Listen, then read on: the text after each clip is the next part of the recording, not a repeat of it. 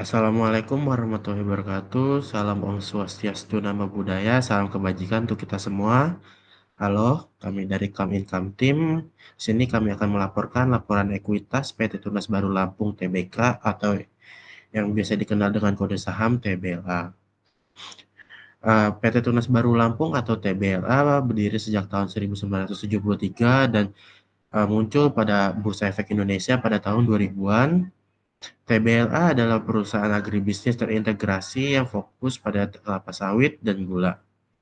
Berbasis di Sumatera, TBLA memproduksi CPO, minyak goreng, margarin, dan gula rafinasi untuk pasar lokal dan ekspor. Efisiensi dan integrasi vertikal menjadikan pemain kuat di industri nasional. Segmentasi bisnis. Yang pertama itu perkebunan. Budidaya kelapa sawit dan tebu di lahan sendiri, yaitu di Sumatera. Mengontrol kualitas dan pasokan bahan baku, terapkan praktik pertanian berkelanjutan. Yang kedua itu pengolahan industri. Produksi CPO, minyak goreng curah, dan kemasan margarin, gula, rafinasi. Nilai tambah dari hasil panen di hulu, efisiensi proses dan otomatis produksi. Yang ketiga, distribusi dan produk hilir. Saluran distribusi domestik dan ekspor, atau retail modern dan tradisional. Fokus pada produk bermerek dan kemasan penguatan loyalitas konsumen dan daya saing retail.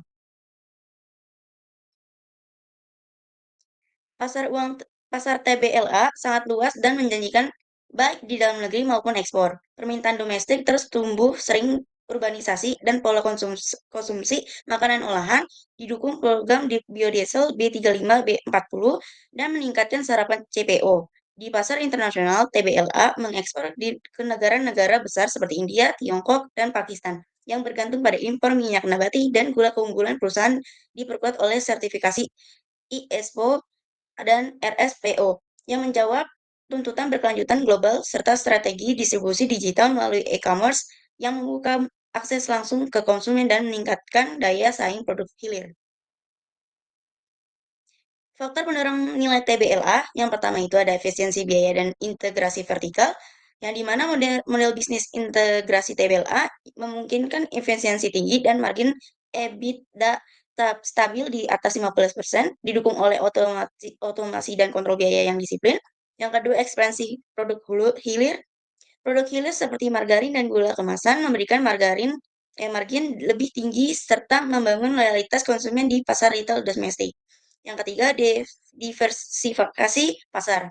TBLA aktif di pasar domestik dan ekspor, serta memanfaatkan e-commerce dan retail modern untuk menjangkau konsumen dengan lebih efisien. Yang keempat, dukungan kebijakan. Kebijakan biodiesel B35 sampai B40 dan swasembada gula meningkatkan permintaan jangka panjang, membuka peluang ekspansi kapasitas.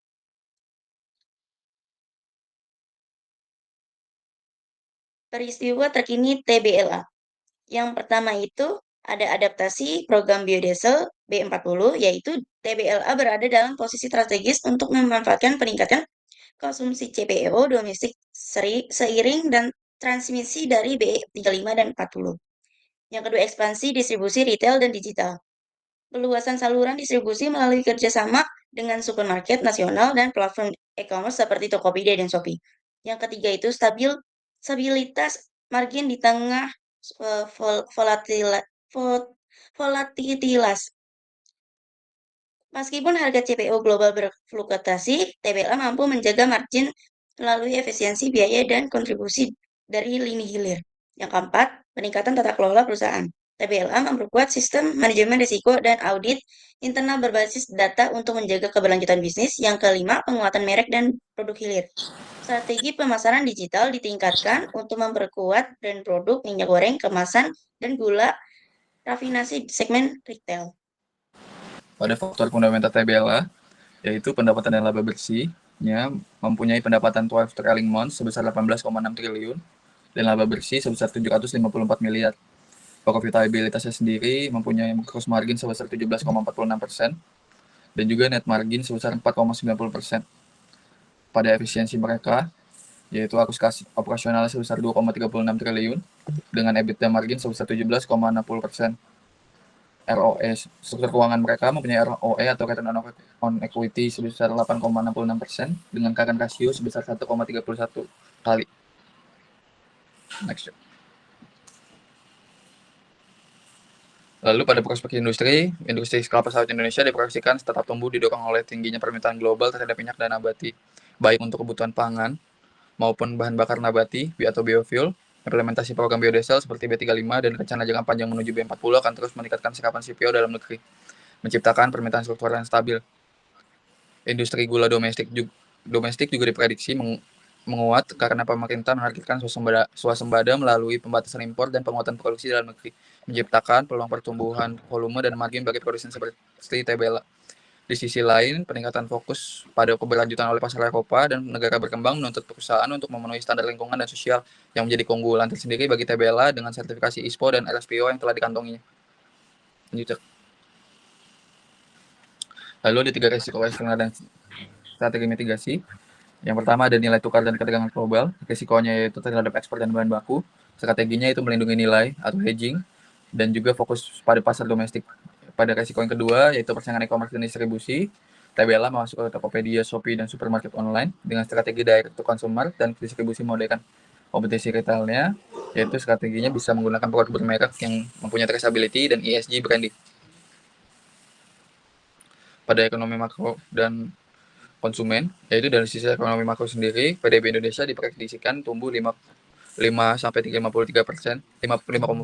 per tahun. Pembangunan didukung oleh stabilitas inflasi, pembangunan infrastruktur, dan kebijakan fiskal untuk sektor pangan dan energi. Hal ini menjadi peluang bagi TBLA dalam memperluas pasar produk hilir seperti minyak goreng dan gula. Namun, meskipun consumer confidence-nya turun di table sebelah kiri dari 125 ke 115 poin sejak April 2024, TBLA masih di zona optimis. Penurunan ini mencerminkan kehati-hatian konsumen yang dapat mempengaruhi permintaan retail dalam jangka pendek. Bagi TBLA, dampaknya relatif moderat karena produknya tergolong kebutuhan pokok.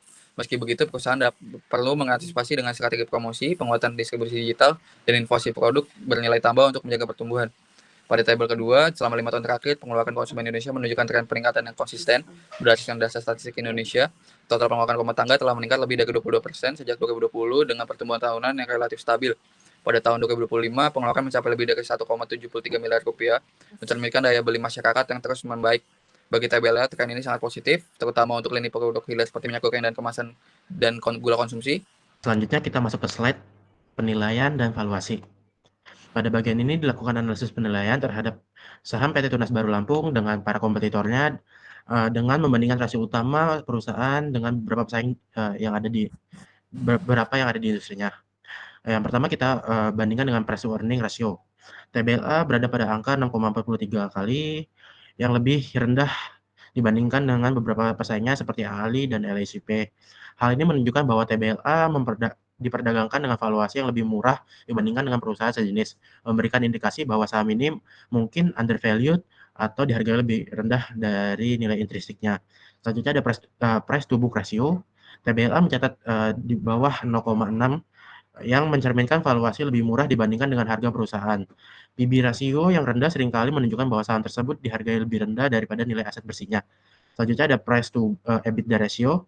TBLA berada di bawah 5 kali yang menunjukkan bahwa perusahaan ini diperdagangkan dengan harga yang relatif murah dibandingkan dengan pendapatan operasionalnya. Yang terakhir ada dividen. TBLA secara konsisten membayar dividennya lebih dari 5% menunjukkan bahwa perusahaan memiliki kebijakan pembayaran dividen yang stabil, menarik bagi investor mencari pendapatan pasif. Next, halaman terakhir, rekomendasi investasi. Kami menyarankan untuk merekomendasikan saham TBLA ini di hold. Kami menyarankan untuk membeli saham TBLA ini pada harga Rp805. Target harga yang kami rekomendasikan yaitu dari 830 hingga 845 dengan implikasi upside mencapai 3-5%.